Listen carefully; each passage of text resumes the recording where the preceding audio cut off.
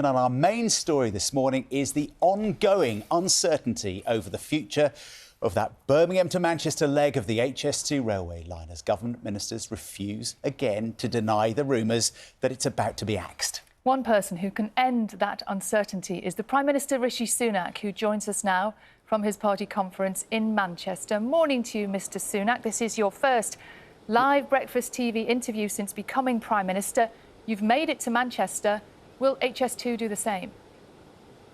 Well, morning Sally, morning John. Thanks so much for having me. No, it's great to be here in Manchester kicking off our conference. Now, look, I know there's a lot of speculation on HS2. All I'd say is that the way I approach this job, I take a look at the facts, I take my time to get the decision right on behalf of the country, whatever it might be, and that's what I'll do with this as I do with everything else. And as you saw with my recent decision on net zero, when I make a decision that I think is important, of course I go and explain that to everyone, explain why I'm doing what I'm doing, why I thought it was right to change direction there, different long-term decision, but will save people money. And if that happens and is necessary, of course, that's what I'll do.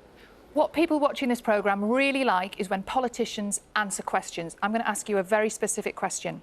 Yesterday, the Conservative Mayor, Andy Street, said, you must not give up on HS2. Have you given up? Absolutely not. We've got spades on the ground on HS2 as we speak, and we're getting on and delivering it. But it's not the only thing we're doing to help spread opportunity and level up around the country. Actually, just at this conference on Sunday, we announced that we were going to back 55 towns across the country with £1 billion in long-term funding, putting local people in charge so that they can focus on their priorities like better high streets, community properties that they want to protect, and better security in their areas. And that's, again, an example of a long-term decision we're taking. You have to remember that far more people live in towns than live in cities that often get a lot of attention. I wanted to correct that and make sure people living in our towns everywhere know that they've got the backing of this government together with the funding to make sure that they can make the change that they want to see. I'll tell you again, people watching this programme really like it when politicians answer questions. What is the situation with HS2 coming all the way to Manchester? Great, Sally, I know you want to keep asking. I know there's lots of speculation, but all I can say is I'm not going to be forced into a premature decision because it's good for someone's TV programme. What I want to do is make the right decision for the country. This is an enormous amount of people's money, taxpayers' money, everybody watching, billions and billions of pounds. We shouldn't be rushed into things like that. What people would expect from me is to take the time, to go over it properly and make sure we make the right long-term decision for the country. That's what I'm interested in doing. I think that's what politicians should be doing. I think that's what the country wants to see. People who make the right long-term decision, don't take the easy way out, don't chase the headline, and that's what I did with net zero. I took the time to look at the facts, see what was happening, and then I decided that the approach we had in place wasn't right. It was going to cost lots of your viewers £5,000, £10,000, £15,000 to meet targets that, and we didn't need to do those things to meet those targets, which are world leading. I didn't think that approach was right. I set out a new change. I answered lots of questions on why, and I appreciate, look, got a lot of criticism for that decision, but I think that's the right long-term decision for the country. It's going to save your viewers thousands of pounds, and we're still going to hit our net zero targets, and they're still world leading. Prime Minister, we're really short of time. I know we haven't got you for very long, so I know what you're trying to do. You're trying to talk about decision making. Whatever decision you have made on HS2, whatever day that's going to come, you, I am sure, know what's going to happen. But the conversation around it has dominated this party conference. It's been a huge distraction. Whatever decision you are about to make, you've got to admit that the handling of the announcement of this decision has been poor. No, I don't think that. Actually, we're having a great think it's conference. Gone well? And you look at the announcements.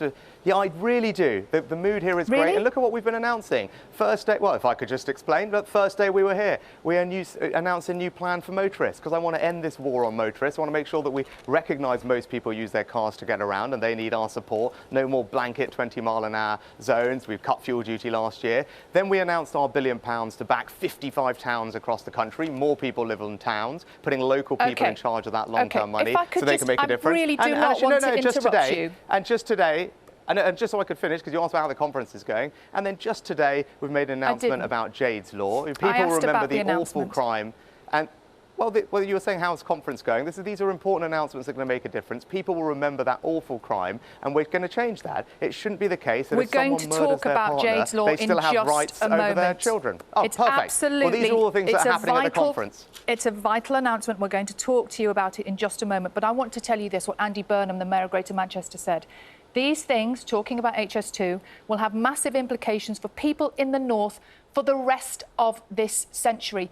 People in the north had a significant impact on whether your party got into power at the last general election. How are you going to make people in the north trust you if that railway line doesn't come to the north and the great cities of the north are then not linked? Well, look, I'm a Northern MP, right? When I'm lucky enough to go home from London, I get to go home to North Yorkshire.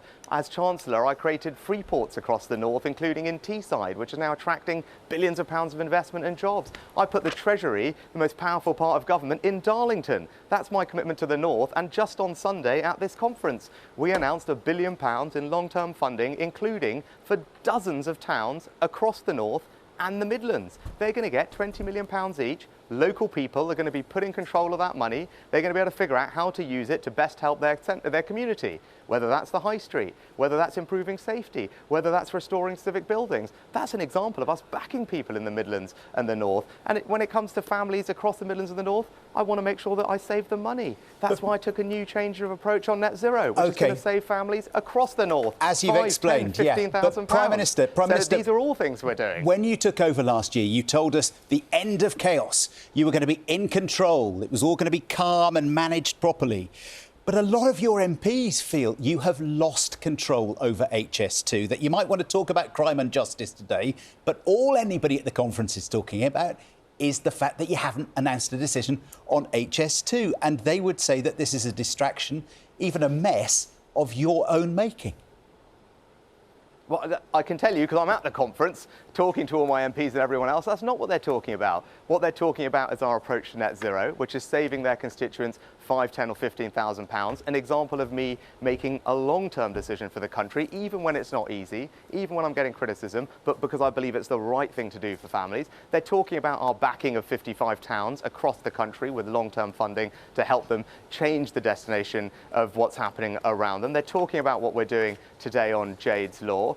These are all the things that people are talking about. And you talk about bringing calm. You're right. When I got this job, it wasn't easy. But I'm really pleased since then we've made progress. Inflation now coming down properly, easing the burden on the cost of living, which is still the most important thing families face. OK, the number but of small boat strikes crossings continue, down don't they? for the first time by a fifth. These are meaningful achievements. Yeah, OK, strikes yes. in the NHS so again, today across England. And we've had the BMA on our programme this morning saying they've written to you last night. They want to sit down with you and start talking about how to unlock this industrial action. Are you prepared to sit down with the BMA? Yeah, so yes, of course we are. We've tried multiple times. But John, can I ask you this? This is really important, right? Weeks after I became Prime Minister, I announced record funding for the NHS. I come from an NHS family. Of course I care about it. And we have resolved industrial action everywhere else across the public sector. So when you've got the BMA on your programme, I hope you ask them. Did you ask them, why is it the government has fully accepted the recommendations of an independent body, not me, an independent body who said that the doctors should get a 9% pay rise, which, by the way, is more than the nurses, more than hospital porters, more than anyone else in the public sector, and they've refused.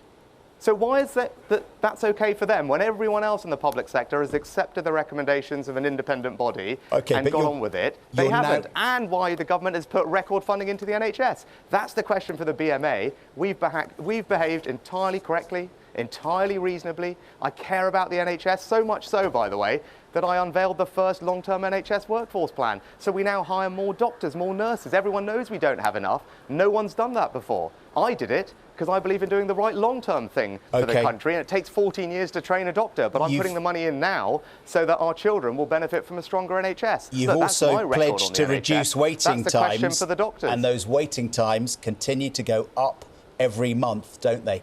I'm afraid we're out of time here.